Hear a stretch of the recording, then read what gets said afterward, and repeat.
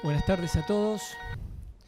Bienvenidos a una nueva edición del Café de las Ciencias, una propuesta compartida entre el Ministerio de Ciencia, Tecnología e Innovación Productiva de aquí de Argentina y la Embajada de Francia en nuestro país.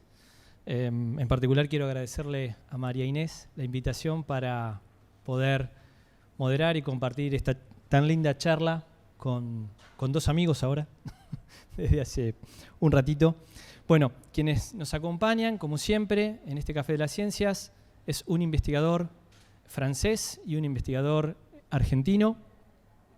Por parte de Francia tenemos al ingeniero Josiane Fábrega. Josiane es un apasionado por el tema satelital, es ingeniero de la Escuela Central de Lille y de la Escuela Superior de Técnicas Aeroespaciales de Orsay. ¿Está bien dicho, Josiane? ¿Orsay? ¿De Orsay? ¿Orsay? Con el inglés me manejo, con el francés ahí hago un poco de agua.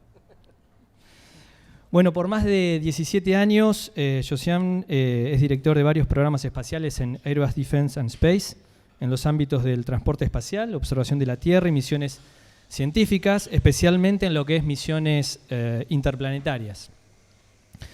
Y se focaliza actualmente en el tema del desarrollo espacial en el continente latinoamericano. Es una buena oportunidad para hacerle varias preguntas al respecto.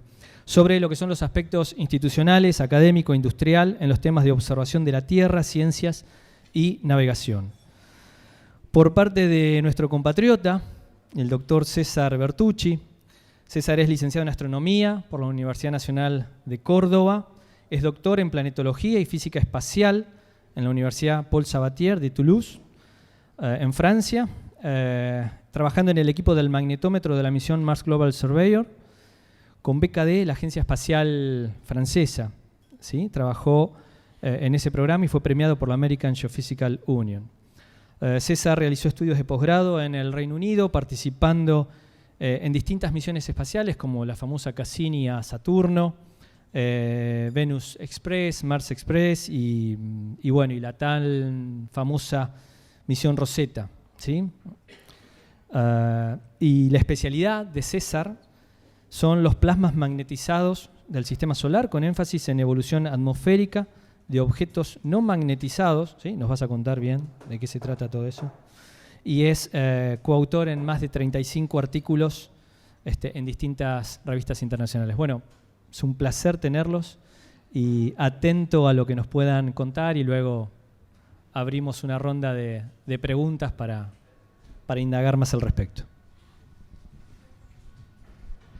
Bueno, buenas tardes.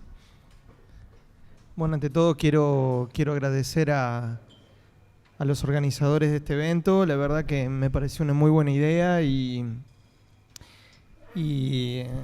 ahora que también tuvimos la oportunidad de charlar con Josiane, mucho mejor tener un compañero de Café de la Ciencia como él, porque hemos encontrado muchos puntos de contacto y creo que esto puede dar lugar a una muy buen evento.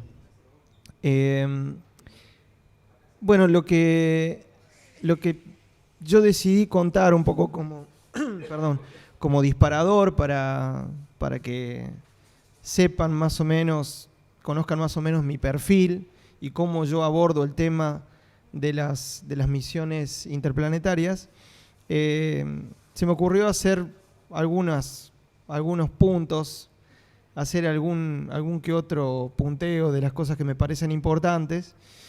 Y antes que nada, me acordé, cuando pensamos el tema, me acordé de un video que está en YouTube, está promocionado por la misión Maven, que es una misión de la NASA que ahora está en Marte. Y la misión, el video cuenta en qué consiste una misión espacial. Lo cuenta como si fuera un cartoon, un dibujito animado, entonces está muy simplificado. Y el título del video es: así que vos querés hacer una misión planetaria, así que vos querés construir un satélite. Entonces lo primero que dicen es que hacer una misión interplanetaria no es algo fácil, no es solamente ensamblar cosas que parezcan lindas o tener una idea genial, sino que es un conglomerado de cosas, es una afluencia de distintas experticias y de especialidades y de recursos que se deben combinar para dar lugar a una misión hecha y derecha con todo lo que eso implica. Implica una continuidad en el tiempo, implica el ayudar a responder preguntas que son muy importantes para la cultura, para la humanidad, saber de dónde venimos, saber de qué estamos hechos, saber cómo funciona el universo, etc. Entonces, de todo eso, del aspecto científico, académico y del aspecto más bien técnico, industrial, de lo que va a hablar Josiane en particular, yo me voy a centrar en lo científico, en lo académico. Y una cosa que me parece que es un mensaje con el que hay que irse hoy es que para las agencias espaciales todo proyecto espacial parte de la ciencia, parte de una pregunta. Y esa pregunta no es cualquier pregunta, o esa serie de preguntas se preparan con mucho trabajo y se publican cada 10 años. Por ejemplo, en el caso de la NASA se hace algo que se llama relevamiento de la década, en donde se reúnen científicos especialistas en ciencias planetarias y dicen cuáles van a ser las preguntas que hay que responder en la próxima década. Acá pueden ver una de la tapa del reporte para el año 2003, para los años 2013 y 2022 de la NASA. Y ahí se listan esas preguntas. Normalmente las preguntas tienen que ver, como les dije, cómo se originó la vida, cuáles son las leyes físicas con las que funciona el universo, cuál fue el origen del sistema solar, cómo se crearon los planetas. Y para responder a cada una de esas preguntas es que las distintas agencias tienen programas de exploración.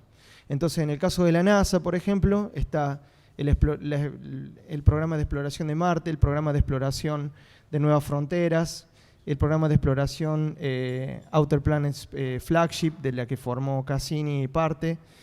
Son distintos programas que van produciendo llamados de oportunidades, anuncios de oportunidades a las cuales se presentan distintos grupos de científicos y a partir de ahí surge la idea de una misión.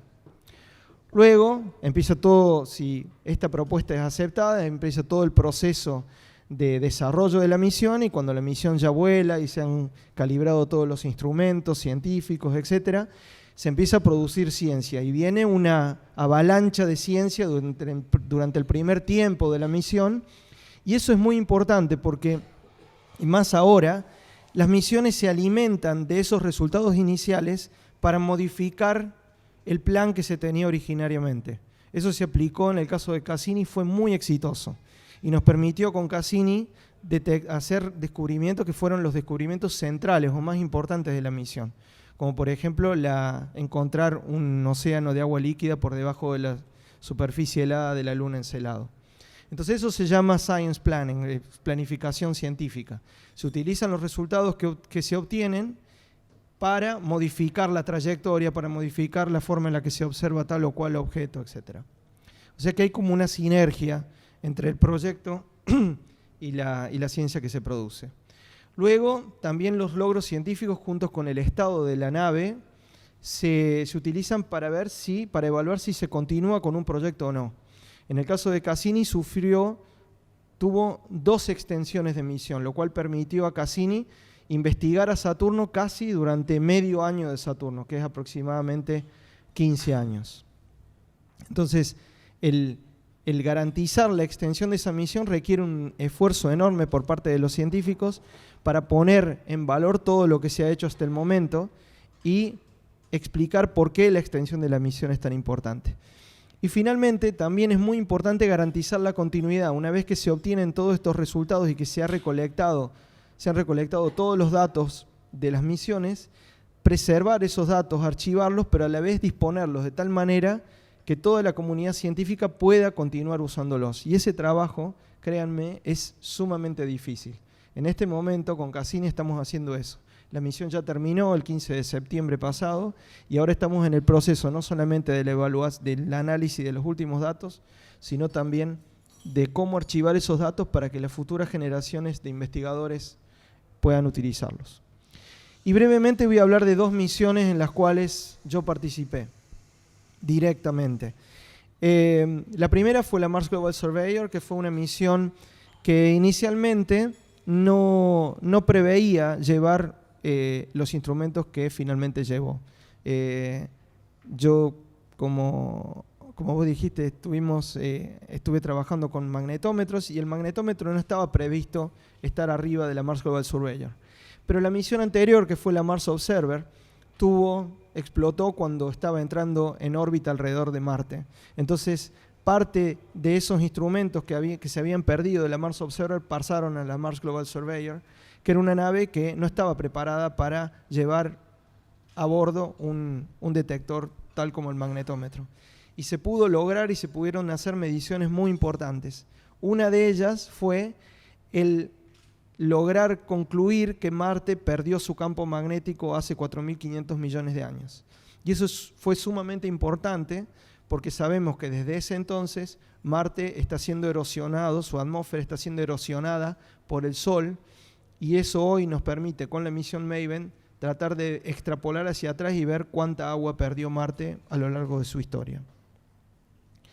Y la otra, y ya voy cerrando para darle paso a Josian, es la misión Cassini-Huygens, que fue parte de un programa muy ambicioso de NASA.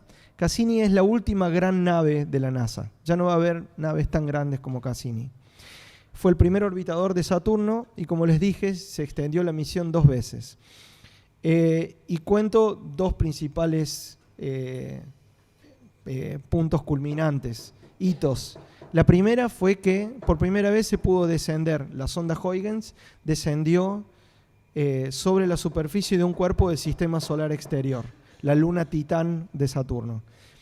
Y algo que fue un descubrimiento fortuito y que luego, gracias al Science Planning, se le pudo sacar más provecho, fue el descubrimiento de un océano debajo de la superficie de Saturno. Bueno, acá hay una imagen que muestra todas las cosas que se hicieron con Cassini en estos años. Por ejemplo, más de casi 4.000 papers publicados, más de 635 gigabytes de datos recolectados. Bueno, unos números que son realmente apabullantes. Y quería terminar con algo que a mí siempre me llama la atención y creo que es importantísimo, o sirve mucho para cuando uno habla con gente que no está quizás justo en el tema preciso. Y es cómo afecta estas misiones la vida de los que trabajamos en ciencia. Y no me quise mandar la parte, lo único que quise hacer es comparar los tiempos, las etapas de Cassini con mi propia vida.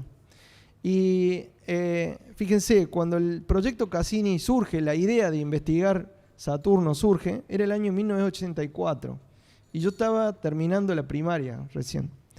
Después la licenciatura de astronomía me agarró en el lanzamiento de Cassini, en 1997. Yo no tenía idea que iba a terminar trabajando para Cassini. Después en el doctorado en Toulouse pasó y en el 2004 recién me sumé a la misión Cassini, cuando ya había llegado Cassini a Saturno. Y tuve la suerte de seguir trabajando con Cassini hasta el final, hasta hace poquito, en 2017. Fíjense, todo ese tiempo es prácticamente un cuarto, un tercio de una vida, ¿no? Y eso es algo que es muy importante, que la ciencia es una tarea transgeneracional. Y me parece que también eso es algo que las misiones tienen que fomentar. Y también en el caso de Saturno, fíjense, es un poco más de un año de Saturno. Así que, bueno, con esa perspectiva es que me gustaría a mí que se generen preguntas. Así que, bueno, les doy food for thought, como dicen los ingleses, alimento para pensamiento y que vengan preguntas interesantes. Bueno, muchas gracias. Gracias, César.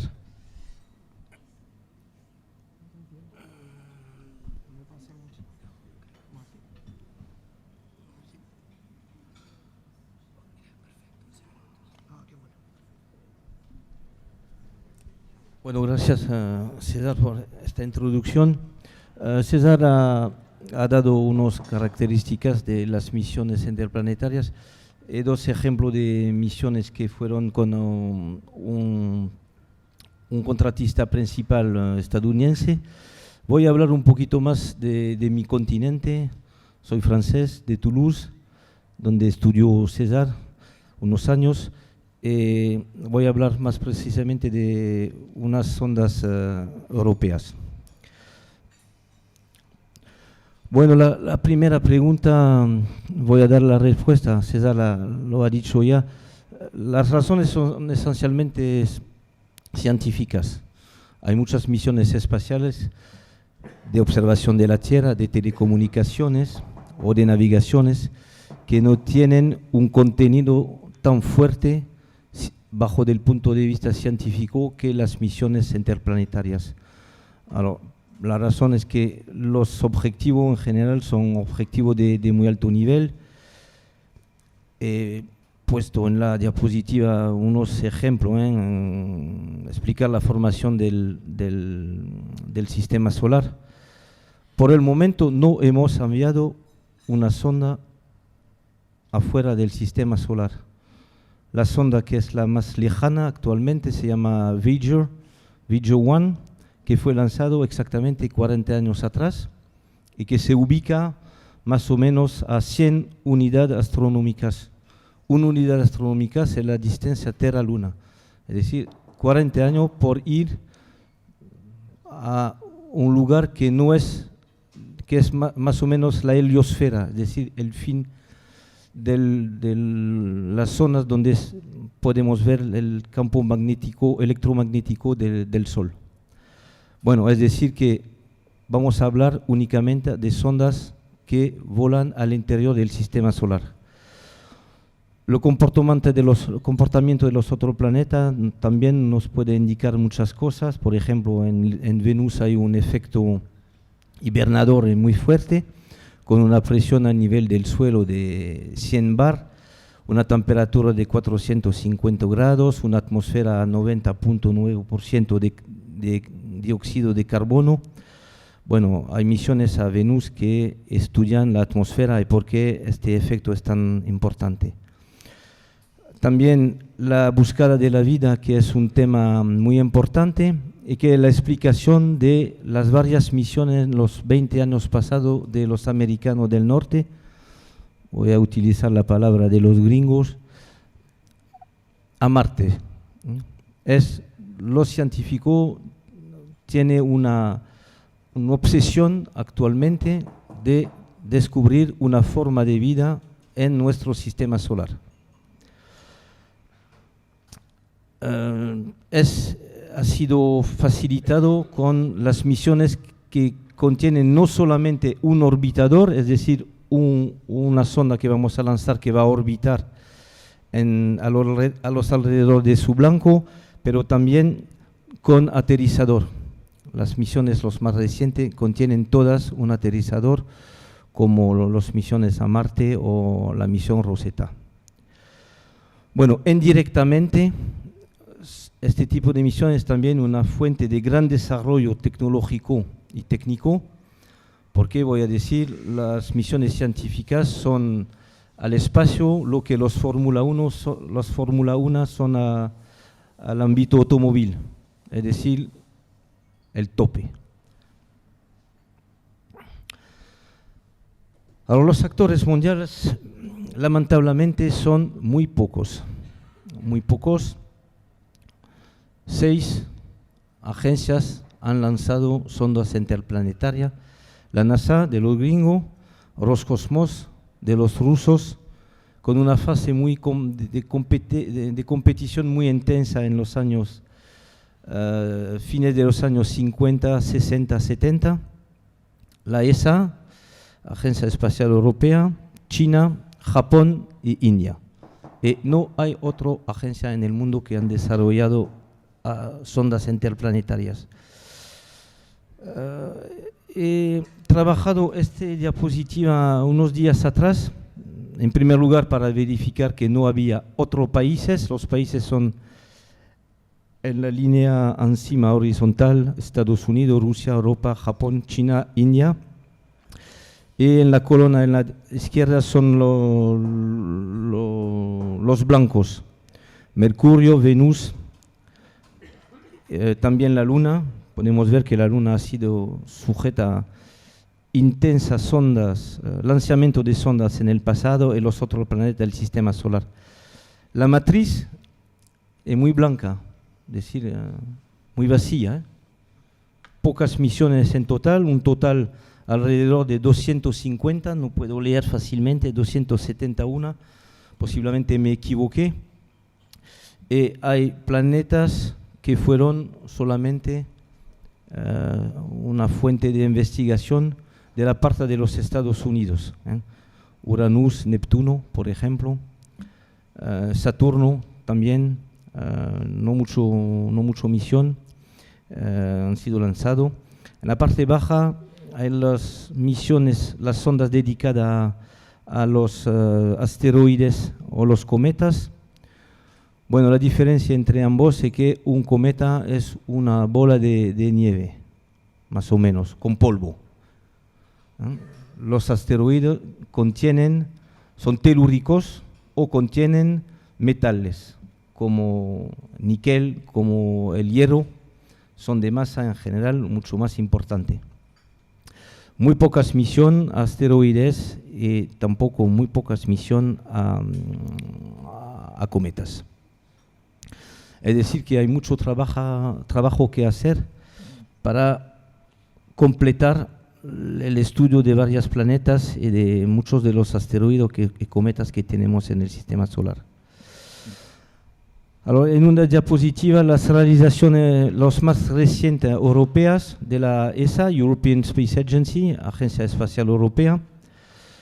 Hemos desarrollado misiones a casi todos los planetas cercanas, entre comillas, es decir, Marte. Venus fue el director de programa de la misión Venus Express, que podemos ver en la parte alta de la diapositiva acá. Vamos a lanzar el año próximo una misión a Mercurio. La tercera o cuarta nunca realizada. Estamos desarrollando JUICE, que es una misión a Júpiter, para estudiar. JUICE es para Jupiter Icy Moon Exploration. Vamos a explorar las lunas heladas de Júpiter, Calisto, Europa y Ganímedes. Obviamente hemos desarrollado la sonda Rosetta, que presentaré sábado, 2 días, acá en el C3 a las 5 de la tarde. Bueno, es decir que nuestra empresa es el campeón europeo de las misiones interplanetarias. Ahora, para ilustrar, he seleccionado 3 ejemplos. Mars Express, o Marte Express en castellano, una misión que lanzamos en 2003, que sigue funcionando, 14 años después, fue desarrollado por 2 años.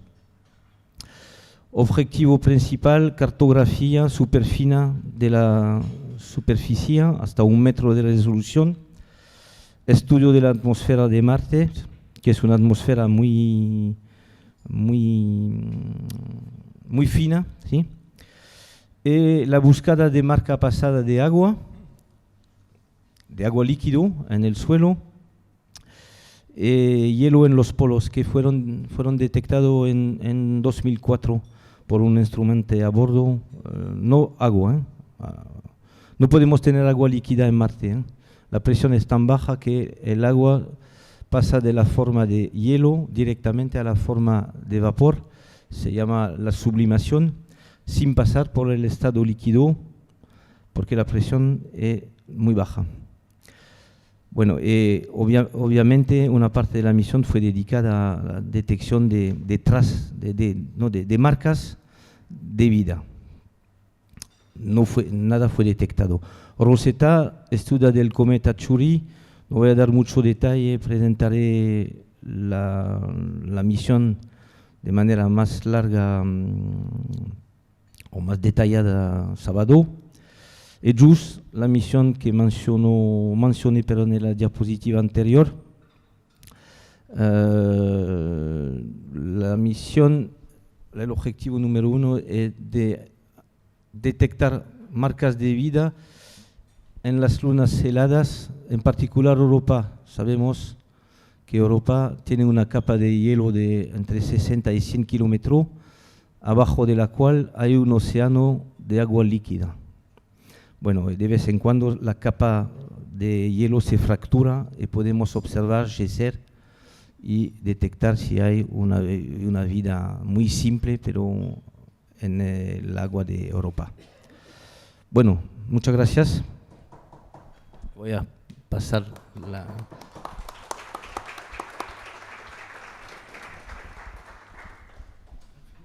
Bueno, muchas gracias a ambos. Tengo una pregunta para cada uno en particular, o varias, pero bueno, voy a elegir en lo personal una para cada uno. César, sobre el final de tu exposición contabas que considero, me parece uno de los resultados más importantes de la misión Maven a Marte.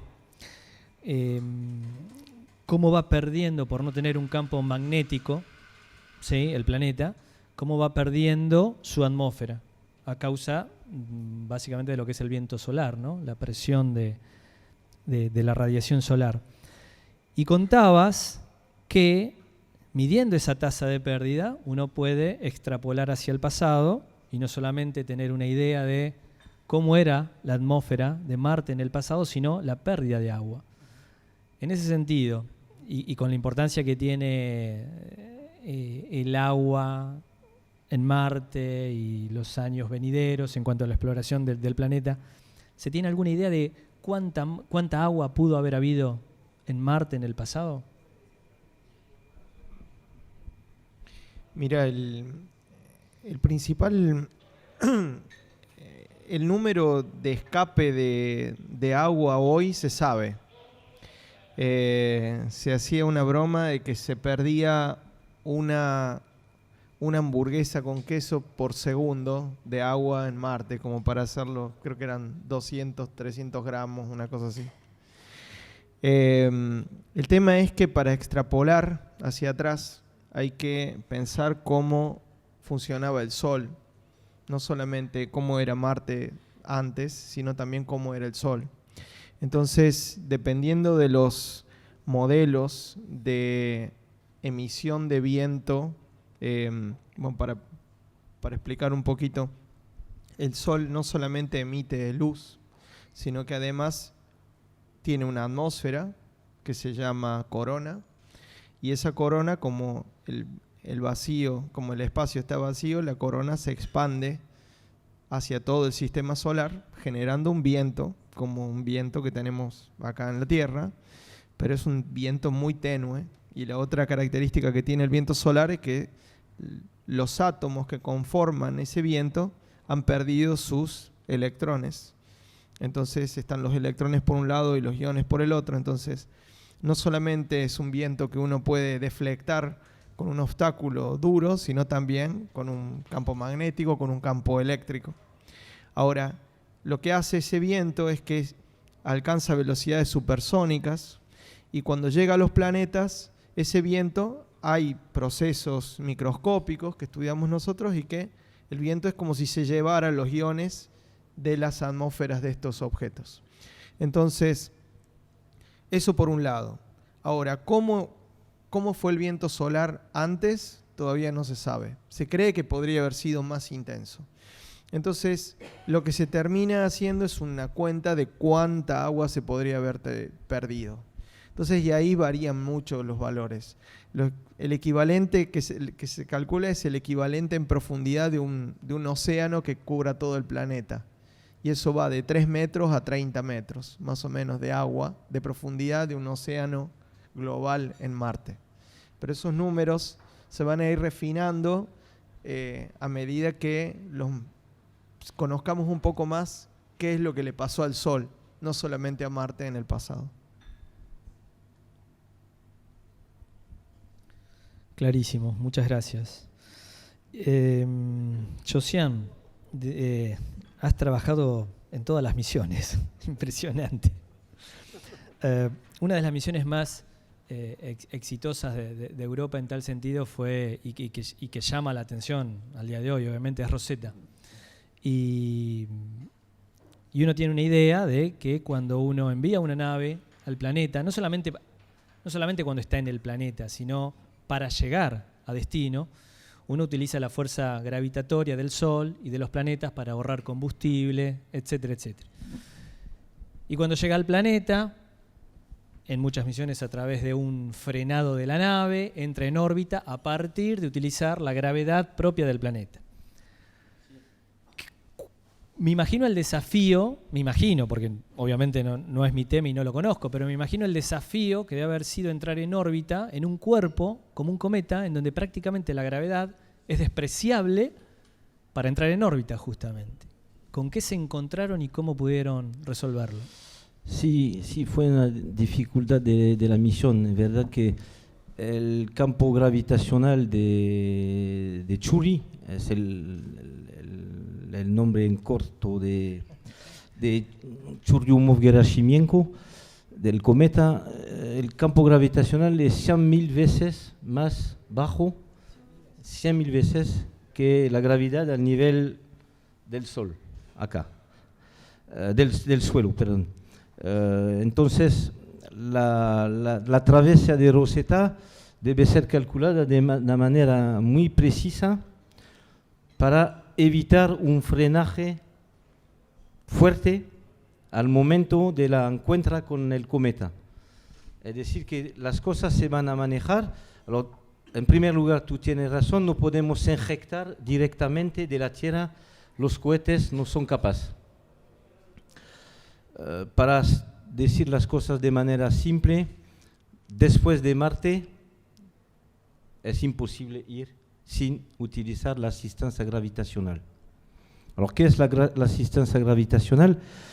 Es un mecanismo que fue inventado por un americano del norte, no me acuerdo su apellido, pero es utilizar un poquito de la velocidad de un planeta para acelerar una sonda, para aumentar su viteza con respecto al Sol, porque una sonda va a ser lanzada de la Tierra, va a escapar del pozo gravitacional terrestre, pero va a subir el pozo gravitacional del Sol. La Tierra orbita a los alrededores del Sol, la sonda va a orbitar también en el sistema solar. Y tenemos que aumentar su velocidad para que su apogeo, no sé cómo se dice en castellano, su apogeo aumenta y también, si necesario, su perigeo aumenta también. ¿Okay? Entonces, para ir hasta la órbita del cometa, hemos utilizado 4 veces la asistencia gravitacional, 3 veces de la Tierra y 1 vez de Marte. Para dar un orden de magnitud, una asistencia gravitacional de la Tierra va a dar una impulsión a la sonda con respecto al Sol de 3 kilómetros por segundo. 3 veces son 9. La asistencia gravitacional de Marte es un poquito más baja porque la masa de Marte es más pequeña, más chiquitita, 1 kilómetro. Pero en total hemos ganado 10 kilómetros por segundo. Enorme. Sin este proceso hubiera sido imposible llegar a la órbita del blanco. Después tenemos que encontrar el blanco al momento preciso. Podemos estar en la órbita, pero si estamos al apuesto, tenemos un problema. Para hacerlo, todas las computaciones han sido hechas por los calculadores, obviamente. Pero la asistencia gravitacional se puede calcular a mano, como en mi época, cuando era joven, que no teníamos computadores como este. teníamos computador enorme que fueron reservados a los científicos, pero los estudiantes pueden hacerlo a mano, es como un choco elástico, conservación de la energía cinética entre la sonda y el planeta y conservación de la cantidad de movimiento. Hay simplificaciones porque la masa del planeta es muy grande con respecto a la masa de la sonda. Son cálculos que se pueden hacer para dar un orden de magnitud, obviamente. Después necesitamos una precisión más grande. Pero se puede verificar el orden de magnitud de 3 kilómetros por segundo sin problema. Bueno, entonces, después lo que hemos hecho es que hemos pilotado la sonda para encontrar el cometa en un lugar particular de la órbita, y por esto hemos utilizado una parte del carburante que teníamos a bordo, pero una fracción muy pequeña. Al final la encontra se fue, voy a decir, fácilmente, sin tener que frenar o acelerar mucho al momento donde estábamos muy cercano del cometa. Después, para orbitar, fue un frenaje un poquito más preciso para inyectar la sonda en una órbita un poquito particular. Las órbitas son estables porque Rosetta no es una bola homogénea, son más o menos 2 bolas pegadas que rigen, es decir que en un lugar, si tú es fijo, la influencia gravitacional va a cambiar, y tú debes compensar un poquito. Pero, no fue anticipado, sabemos controlar el movimiento con 6 grados de libertad de un vehículo en el espacio. Es lo que hemos hecho. No fue fácil, pero son cosas que han sido preparadas con mucho tiempo. Antes del lanzamiento sabíamos más o menos, y respecto a la forma, que fue un poquito una sorpresa, pero los cálculos se hacen fácilmente ahora. Otras dificultades han surgido que contaré sábado. Excelente, gracias. Bueno, ¿preguntas? Acá tenemos una. No sé acá. Perfecto, bien, ahí tenemos una. Adelante. Bueno, hola. Las informaciones que nos llegan de las pocas agencias que van al espacio no son chequeables por nadie, nada más que tenemos que aceptar todo lo que nos viene. Y hay, cambiando un poco el enfoque, hay algunas informaciones que no están muy bien precisadas. Una es la minería en el espacio, que es un proyecto a seguir. La segunda es que Estados Unidos está privatizando la carrera espacial, digamos, en alguna medida, el servicio espacial. Y la tercera sería, se habla de una estación entre Rusia y Estados Unidos en la Luna, una estación espacial. Son 3 preguntas al mismo tiempo, pero quisiera ver si alguna me la pueden responder.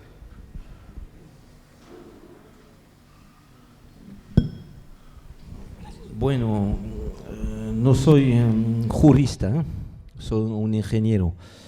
Hay una parte de las preguntas, la privatización del espacio, ahora no sé qué significa. Hay tratados internacionales que existen, el acceso al espacio es garantizado a todos los países del mundo sin restricción, es decir que el espacio pertenece a la humanidad, no a un país.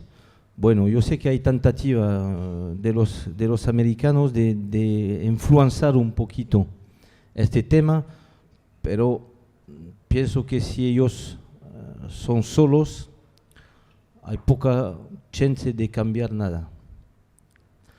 Bueno, después, para responder a la tercera parte de su pregunta, en una estación en la Luna.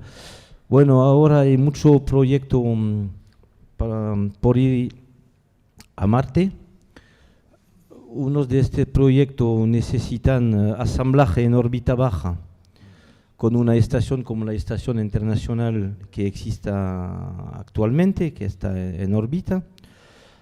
Hay otro escenario que podrían utilizar una otra estación más grande. Hay escenario donde se utiliza una base lunar, es decir, que son actualmente a nivel de proyecto de papel, no hay realizaciones materiales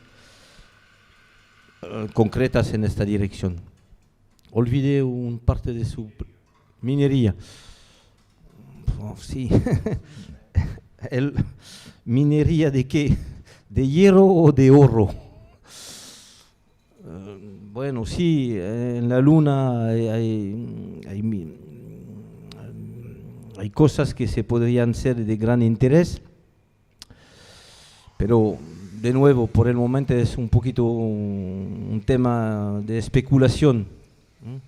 No puedo ver realmente un desarrollo particular. Obviamente en Marte, en la Luna, como lo he dicho, Venus podemos olvidar, imposible de enviar un Mercurio también, o un asteroide, sí, como dice César, podría ser el caso.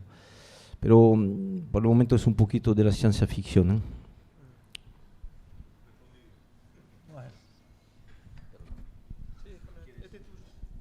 Allá, sí, allá, y después seguimos. Hola, la pregunta va más que nada para César.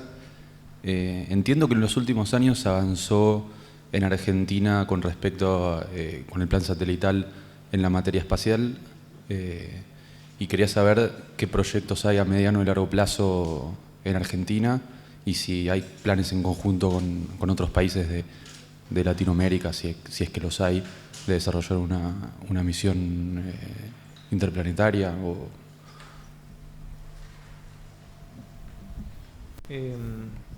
Sí, nos olvidamos de hablar de la agencia espacial nuestra, que es la CONAE, que es la Comisión Nacional de Actividades Espaciales. La CONAE lleva adelante, ejecuta, es el brazo ejecutor del denominado Plan Espacial Nacional, que de la misma manera que yo les mostraba estos papers o estos relevamientos científicos que hacen las otras agencias, la CONAE también tiene la propia. El Plan Espacial Argentino empezó a forjarse a partir de los años 90 con la creación de la CONAE y principalmente contaba con, tenía como objetivos más destacados, objetivos que tenían que ver con la observación de la Tierra. ¿Para qué? Para proveer información relevante para los procesos productivos de Argentina.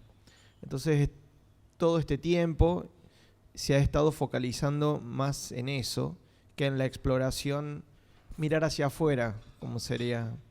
Y creo que también en CONAE se usa eso, mirar hacia la Tierra y mirar hacia afuera. En este momento está creo que en jefatura de gabinete el nuevo plan, que creo que incluye mirar un poco más hacia afuera. Ahora, de las misiones que se están preparando, hay dos que yo recuerdo. Está la misión Sabiamar, que se está desarrollando conjuntamente con la Agencia Espacial Brasilera para estudiar las propiedades del mar y de los océanos, y en particular estudios. Y el SAOCOM, que es un plan de varios satélites con observaciones de radar, si mal no recuerdo, con una impronta europea. Josian, vos podés en cualquier momento acotar. Creo que tiene una presencia italiana también muy importante. Y después también se está avanzando en lo que se llaman misiones de arquitectura segmentada, es decir, flotillas de satélites más pequeños. Eso me olvidé de decir, pero un poco venía de la mano de esa frase que dije que Cassini iba a ser una de las últimas grandes naves. Todo tiende a achicarse en el espacio, porque también los componentes son mucho más chicos. Y hay un proyecto que se llama SARE, que es de varios satélites que se comunican entre ellos Y lo bueno que puede hacer una flotilla de satélites es que puede, por ejemplo, hacer estudios midiendo, una nave está midiendo lejos del planeta y otra nave está mirando cerca del planeta. Entonces vos podés ver, por ejemplo, si el viento solar tiene una perturbación, podés ver de qué manera llega esa perturbación y de qué manera impacta sobre el planeta y tiene las consecuencias que tenga. Misiones interplanetarias, me parece que todavía no. Pero muchas veces se ha hablado de hacer confluir los desarrollos espaciales de Argentina y de Brasil, que son los grandes actores en América Latina. Pero bueno, estamos todavía lejos de eso.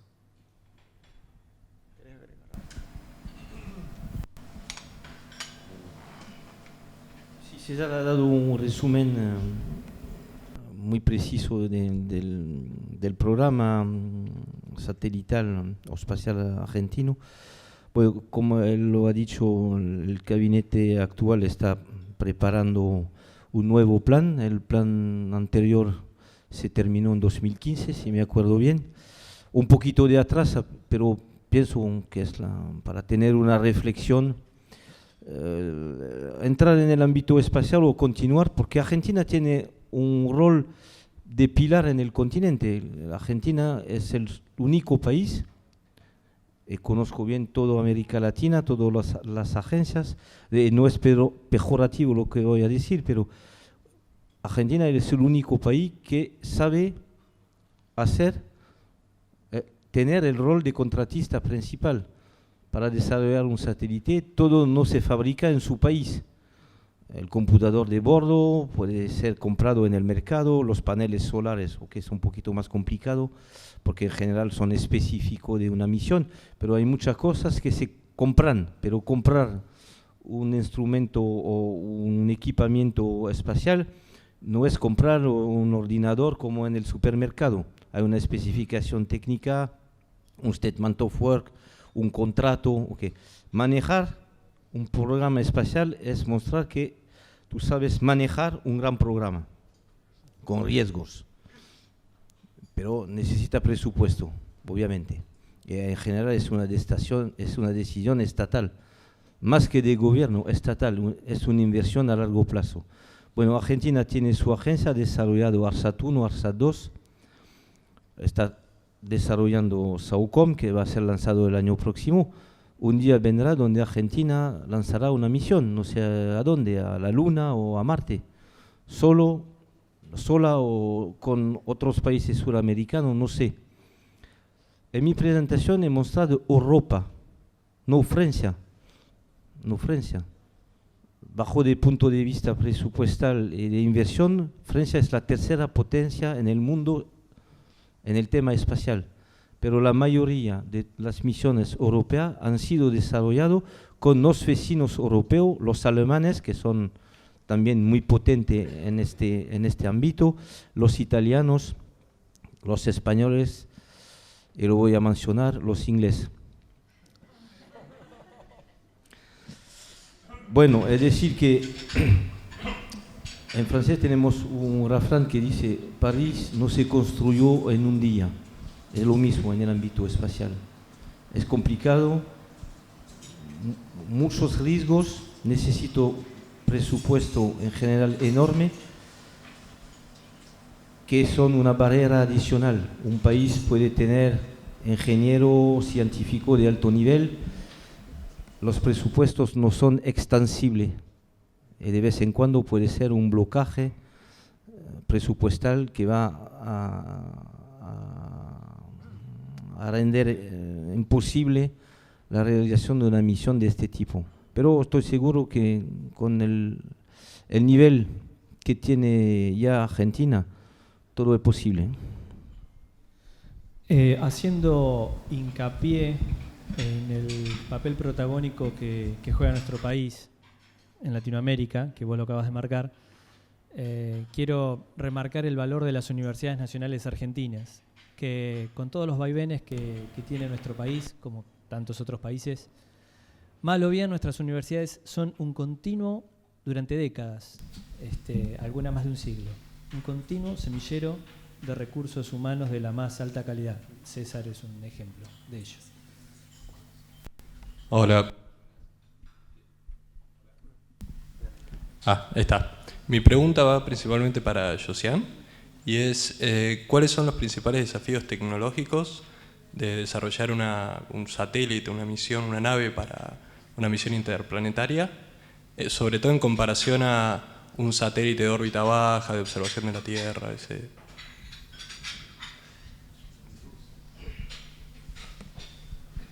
Bueno, Argentina ha desarrollado 2 satélites de telecomunicación. El tercio se llama ARSAT-3. Pienso la decisión ha sido tomada de continuar. Está desarrollando SAOCOM. Argentina puede tomar la decisión. SAOCOM es un satélite radar de observación de la Tierra, órbita baja. Órbita baja es decir, entre 500 y 800 kilómetros de altura, muy cerca de la Tierra. Argentina en el futuro, no sé qué va a ser el plan, pero podría decidir de desarrollar un satélite de observación óptico que podría complementar los SAOCOM, o satélites científicos, no necesariamente una sonda interplanetaria. Hay muchas cosas de ciencias que se hacen también en órbita baja. Por ejemplo, el geoide terrestre no es una esfera perfecta. Hay muchas misiones que han sido desarrolladas para reconstruir el geoide terrestre de manera muy precisa. Hay muchas cosas que se pueden hacer, no solamente misiones interplanetarias. No sé si he respondido exactamente a tu pregunta. Para las misiones que has... ahí está. ¿Desafíos? Sí, desafíos. Digamos, las que has trabajado, ¿qué cosas tecnológicamente distintas hay que resolver? Para las sondas. Claro, cuando vas afuera del planeta. Para explicarlo de manera simple, una sonda va a navegar en el sistema solar, va a ser lanzado de la Tierra, tiene que comunicar con la Tierra. Bueno, el primer problema es que un orden puede necesitar, enviado de la Tierra a la sonda, puede necesitar hasta horas. Pero voy a limitarme hasta la órbita de Júpiter, 50 minutos sol, pero es un problema ya. La sonda debe ser autónoma. Si hay un problema a bordo, la sonda no puede llamar a la Tierra diciendo: "Aló, Houston, tenemos un problema". No funciona. No hay nadie a bordo, no hay astronauta. Es decir, que la sonda debe sola detectar una falla, reconfigurarse y ponerse en un estado de seguridad, no es decir continuar la misión exactamente, pero ponerse en un estado de seguridad para comunicar con el suelo y que el suelo pueda apoyar la sonda, ayudar. ¿Okay? El segundo problema es el problema de potencia. Lanzamos, especialmente para las sondas europeas, voy a explicar. Lanzamos de la Tierra una unidad astronómica del Sol, pero en general, si la misión no es por Venus o por Mercurio, que son planetas que llamamos interiores, es decir, entre la Tierra y el Sol, vamos a ir más lejos del Sol. El nivel de fotones que vamos a captar en los paneles solares va a bajar. Va a bajar, es inversamente proporcional al cuadrado de la distancia, no a la distancia, al cuadrado. Porque se emiten en una esfera, ¿okay? Los paquetes de fotones, de manera casi continua. Entonces, a nivel de Júpiter, tú vas a captar 25 menos de fotones per metro cuadrado que a nivel de la Tierra. Es un problema. A Saturno 100 veces. Gracias, César. Es un problema para nosotros los europeos porque los artículos de la Agencia Espacial Europea prohíben la utilización de fuentes radioisotópicas. Es decir, que actualmente nosotros no podemos ir con la mejor tecnología más lejos que Júpiter. Bajo de este punto de vista, la misión Rosetta fue ya un desafío muy grande, porque fuimos más lejos que la órbita de Júpiter y durante 3 años apagamos todo a bordo de la sonda, sin poder conversar con la sonda porque no teníamos un nivel de potencia suficientemente grande. Teníamos 10 kilowatts al nivel de la Tierra y al nivel de Júpiter 25 menos 400 watts. Con 400 watts a bordo es solamente fósforas para tener un poquito de calefacción, ¿eh? Es decir, que los ordenadores de bordo apagado, sistema de comunicación apagado, todo fue apagado. El segundo problema, la distancia del Sol. Y obviamente el tercer problema es el tercer actor en una misión interplanetaria. Hay la Tierra, el Sol y el blanco, el planeta o el asteroide, que en general tú no conoces bien. Ahora, los planetas sí, pero los asteroides o los cometas pueden tener una forma que no es una forma rotonda, esférica, una forma muy particular, que pueden girar, porque no podemos observarlos antes de lanzar con los telescopios los más potentes que tenemos en la Tierra o en el cielo. Es decir que es va a imponer a tu diseño, al diseño de la sonda de tener una capacidad de reaccionar frente a un ámbito desconocido o no conocido bien, no bien conocido. Una de las consecuencias directas es que la sonda debe tener una capacidad autónoma de maniobras. Es lo que hemos hecho con Rosetta. Rosetta, durante su fase de órbita alrededor del blanco, antes de largar el aterrizador, ha tomado imágenes. Hemos reconstruido un modelo tridimensional de gran precisión con una cámara a bordo del orbitador. Una resolución muy alta, de unos centímetros, y una maqueta numérica, un modelo tridimensional muy preciso para seleccionar el sitio de aterrizaje y después hacer todas las maniobras para aterrizar de manera correcta en el sitio que fue seleccionado. Es decir, una capacidad de maniobra autónoma, porque de nuevo la sonda no te puedo decir qué tengo que hacer, si no voy a estrellarme en el blanco. No, la sonda debe navegar de manera autónoma.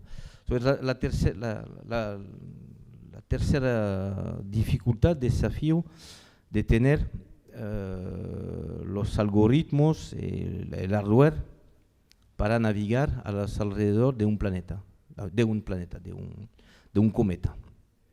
En resumen, los desafíos son las comunicaciones, la autonomía a bordo que necesita con respecto a la distancia. No podemos tener un pilotaje en tiempo real. La segunda, la potencia. Y la tercera, cómo navegar en un ámbito desconocido al momento del lanzamiento. Yo puedo agregar algo que me permite agregar una cosita a la descripción tan completa que dio Josiane, pero algo que pude vivir en carne propia con Cassini, y era que Cassini se lanzó en 1997, entonces el hardware con el que hemos lidiado hasta hace 2 meses es de 1997, entonces yo les pregunto a ustedes qué computadora tenían en 1997. Entonces el único upgrade que podés hacer es un upgrade del software.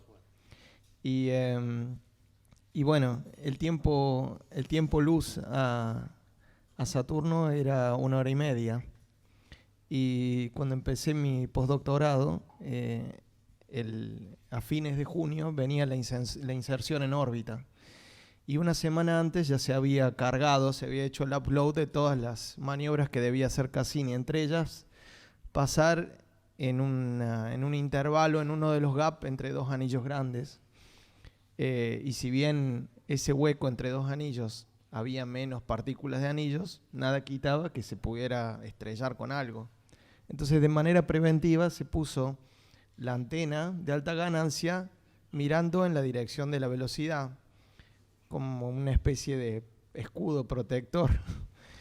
Y yo pensaba lo que estaba pasando ahí, qué pasaba si la sonda explotaba o algo, le pegaba algo, porque, bueno, está todo calculado por los ingenieros, estos genios que te generan las trayectorias. Es impresionante trabajar con estos tipos que le decís, bueno, hacemos una trayectoria que pase por acá, y los tipos la generan.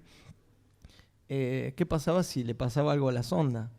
Entonces, bueno, estaba viendo de qué manera usar los datos lo más posible, pero no supimos hasta una hora y media después que Cassini salió de la sombra de Saturno, de que todo había ido bien. Y para ese entonces Cassini tenía que tener bien en claro qué debía hacer, y no había ningún joystick que te permitiera maniobrar en tiempo real. Entonces, yo creo que uno de los grandes desafíos son esos. Fue muy claro y fue justo a los temas en los que yo pensé, el tema de la alimentación. ¿Cuánto miden los paneles de Rosetta? Son enormes. 64 metros cuadrados fueron los más grandes nunca desarrollados por una misión de este tipo al momento del lanzamiento en 2004. Es decir, que la tecnología de los paneles solares fue una tecnología de la segunda parte de los años 90. El computador de bordo, pienso que el computador de bordo de Rosetta tiene, voy a decir, una capacidad que es 1% de la capacidad de este computador acá. Son cosas que se deben saber. No es tan fácil. Bueno, no voy a regresar hasta Apolo, Apolo, donde fue el inicio de la informática a bordo, pero mi celular tiene una capacidad 50 veces más grande que el computador de bordo de Apolo. Sí, en aquella época utilizamos, puede ver personas con los cabellos gris, utilizábamos regla de cálculo, slide rules. Quisiera ver un joven acá capaz de utilizar un slide rules. Mi papá tenía uno, pero no sé cómo funciona. Voy a decir que es un desafío también este tipo de misión, que son con un objetivo muy alto, pero con una tecnología que puede ser, o que puede parecer un poquito limitada, pero es todo el orgullo, voy a decir, de los ingenieros de hacerlas. Encima teniendo en cuenta lo acelerado que avanza la tecnología, por ejemplo, la ley de Moore en cuanto a los circuitos, cada vez en el mismo tiempo, cada vez la tecnología queda más obsoleta. Claro, y pensar que esas misiones, en el momento que las lanzás, son un Fórmula 1. Claro. Lo que pasa es que 7 años más tarde, cuando llegaste al sistema solar exterior, son el Fórmula 1 de hace 7 años. Exactamente. Y así todo obtienen los datos que obtienen, que son increíbles. Tenemos, el ámbito espacial no es un ámbito amistoso, es un ámbito muy agresivo. Ahora, no voy a hablar de un ser humano en el espacio, pero los componentes electrónicos que tenemos en los computadores sufren mucho del ámbito espacial, y tenemos que utilizar componentes que son, si no blindados, que son resistentes. Tenemos que seleccionar los componentes, fabricamos componentes especial, o no para decir espacial, especial, que resisten a las dosis de radiaciones que son muy intensas que tenemos. Obviamente, más cerca del Sol es peor, Pero cerca de unos planetas como Saturno o Júpiter, un campo magnético intenso, hay fotones o electrones que son atrapados en el campo magnético que pueden dar una dosis acumulada que puede ser fatal al final. Entonces, la electrónica a bordo, la electrónica numérica, ha sido una fuente de progreso enorme, pero también con sus dificultades propias que no tenían la electrónica anterior, analógica, que fue, entre comillas, más robusta intrínsecamente que los componentes que tenemos. Ahora, decir que en el ámbito espacial hay un paradoxo, que es que intentamos de utilizar los últimos progresos que tenemos en la Tierra, pero para hacerlo tenemos que calificar. Y una calificación de un componente en el ámbito espacial lo podemos reproducir por parte en la Tierra, podemos bombardear componentes electrónicos con electrones o iones. Es posible hacerlo, pero en general va a necesitar mucho tiempo. En general vamos a mostrar que va a funcionar bien en la Tierra, pero no funcionará en el espacio. Entonces tenemos que modificar el diseño, pedir a los fabricantes de componentes electrónicos de tener componente más resistente. Puede necesitar años, no meses. Es una dificultad también, un desafío de este tipo de misión. ¿Alguna pregunta? Bueno, vamos con las dos últimas. Dale.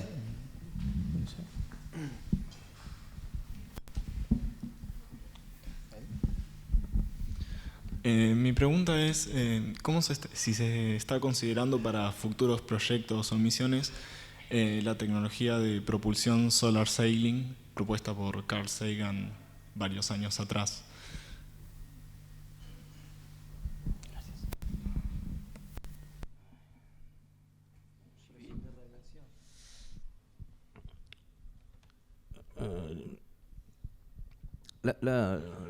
El tema de la propulsión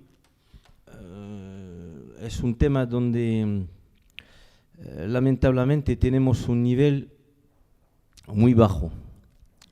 Es decir, que con respecto a los objetivos de volar o de enviar seres humanos o sondas en el sistema solar, y para ir más lejos tenemos una revolución tecnológica que no puedo ver. La propulsión química limitada, porque necesita masa enorme que debemos lanzar para utilizarlas en órbita. La propulsión iónica es un gran progreso, pero el problema de la propulsión iónica es que los niveles de empuje son muy pequeños. Hay una ecuación que resume el problema. El problema es que debemos acelerar a alta velocidad una cantidad grande. Ahora no sabemos hacerlo. O aceleramos a gran velocidad un flujo muy bajo, propulsión iónica, pero vamos a minimizar la masa de carburante, que es una gran ventaja, pero necesitamos potencia. Y la propulsión química, que no va a dar una impulsión, que no va a tener, se llama impulsión específica, es como en segunda, pero si se multiplica por la gravedad, va a dar una celeridad. Vamos a tener una celeridad pequeña, la celeridad de eyección, pero podemos acelerar una cantidad grande. Bueno, para viajar en el sistema solar con tiempo razonable, no vamos a enviar mañana un ser humano en Plutón. Marte 1 año, Plutón 10 años. La IR. Si hay un kamikaze, lo podemos enviar. Vamos a ganar la vuelta. Pero es un gran problema. Para responder a tu pregunta, si una vela solar se puede utilizar, pero ahora no hay desarrollo de gran tamaño que son en realización, posiblemente va a venir. Es verdad que es gratis, podemos utilizar en gran parte los fotones del Sol, es decir, que solamente embarcamos un sistema de control de la actitud de la vela, pero de nuevo el número de fotones que vamos a tener va a ser muy bajo, o si no tenemos que tener una vela de 50 o 1000 veces el campo de fútbol de la Boca. En este caso hay un problema tecnológico para desplegar la vela en órbita, etc.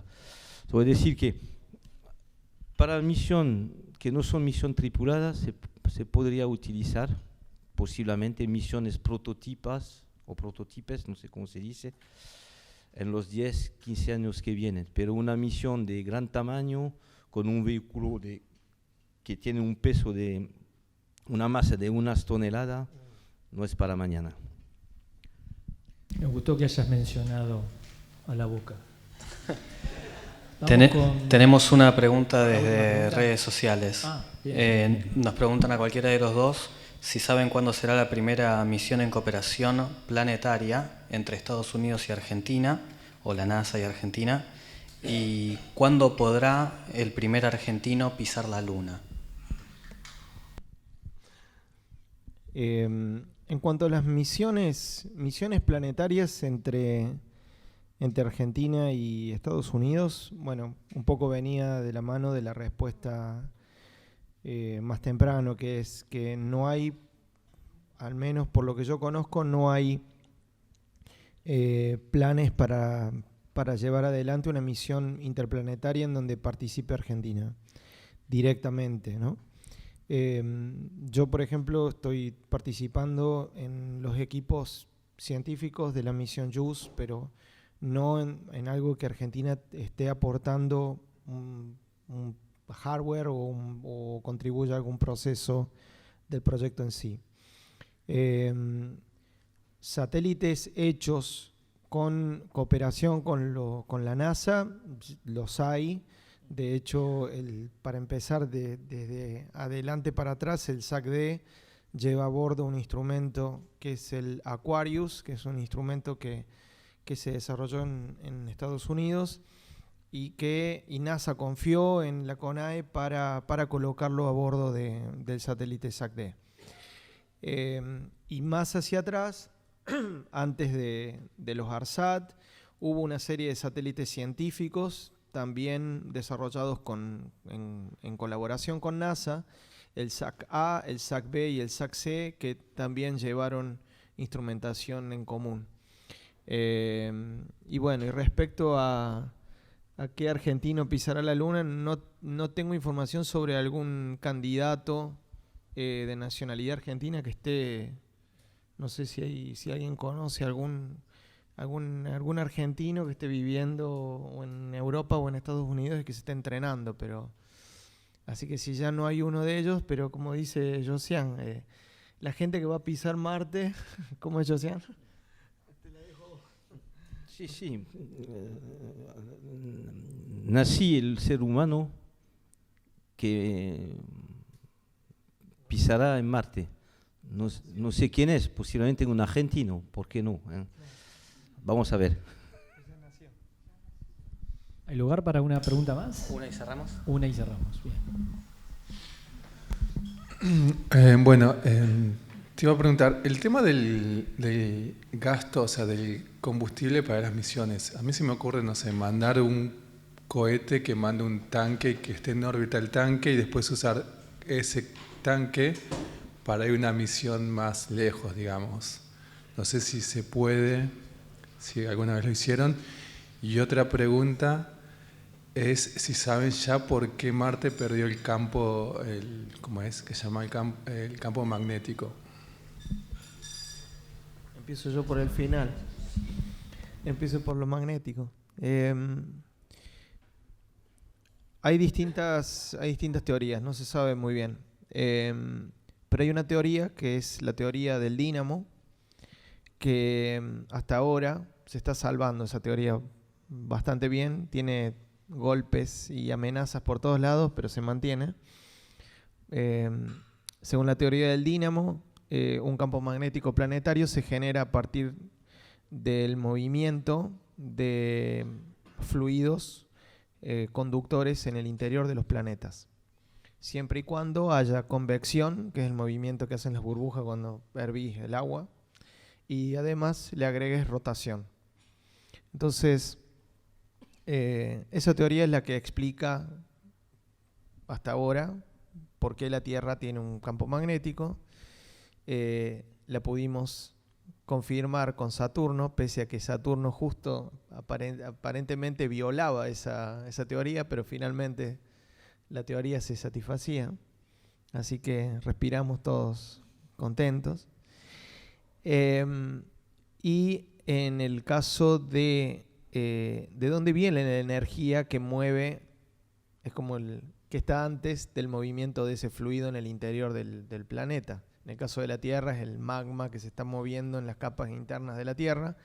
Bueno, ¿y qué es lo que hace mover? ¿De dónde viene la energía para mover ese fluido conductor? Y bueno, viene de una energía que ha acumulado el planeta desde su comienzo. Y se cree que es la energía potencial gravitatoria que es la que primordialmente se acumuló y que se va liberando de a poquito a medida que el planeta acreta y evoluciona. Ahora, hay formas también de perder esa energía. Entonces, las corrientes, cuando las haces pasar cuando querés calentar el agua para el mate, haces pasar la corriente por una resistencia y eso genera calor, y ese calor no lo podés recuperar de vuelta y transformarlo en corriente. Entonces, en una de las teorías, justamente, y perdón por la simplificación, consiste en que Marte ha perdido muy rápido esa energía en términos de fuga de calor y que eso le ha impedido continuar con el efecto dínamo que hubiera sido capaz de sostener ese campo magnético. Porque lo que pasa es que ese campo tiene que ser global y tiene que ser un campo que se sostenga en el tiempo. Entonces, bueno, es una de las explicaciones, que eso se ha enfriado en el sentido de que se ha perdido esa energía térmica y que no la pudo recuperar y que por lo tanto eso hizo caer el dínamo. Lo interesante de Mars Global Surveyor y su hallazgo fue que en Marte se encontraron regiones en donde la corteza estaba magnetizada. O sea, no se veía un campo global, es decir, en Marte no va a funcionar una brújula como en la Tierra, porque la brújula no te va a mostrar el norte en Marte, te va a mostrar el cacho de tierra que está magnetizada, entonces no te va a llevar a ningún lado.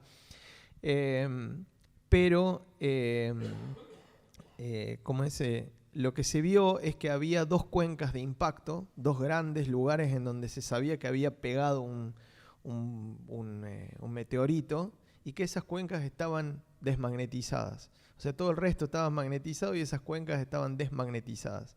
Entonces, por la teoría de los materiales, por lo que sabemos de materiales que son ferromagnéticos, que mantienen su magnetismo, al menos que se los exponga a altas temperaturas, se pudo saber que para el momento en el que se formaron esas cuencas de impacto, ya no había un campo magnético presente. Entonces, por la datación geológica de esas cuencas de impacto, se dedujo que ya para esa altura no había más campo.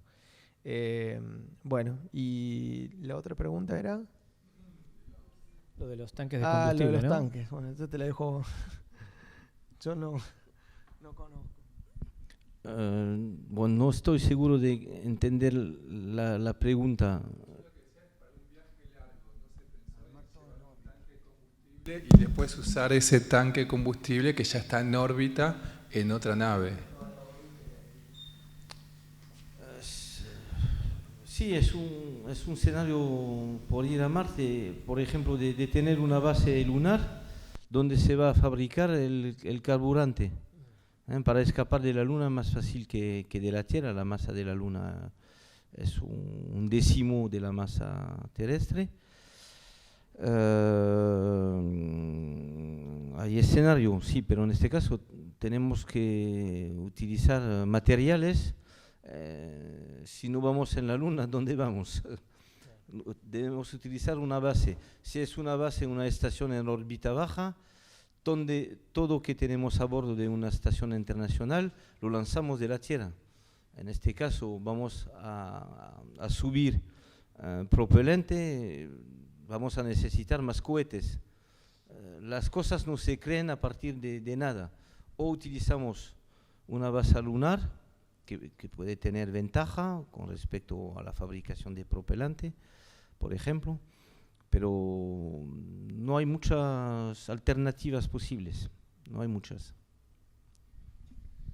Bueno, vamos cerrando. Un placer, Josiane, César. Nuevamente gracias a la gente de la Embajada, del Ministerio. Nos vamos con más preguntas que respuestas. Eso es lo maravilloso de la ciencia, digamos. Así que, bueno, muchísimas gracias por el tiempo de ustedes.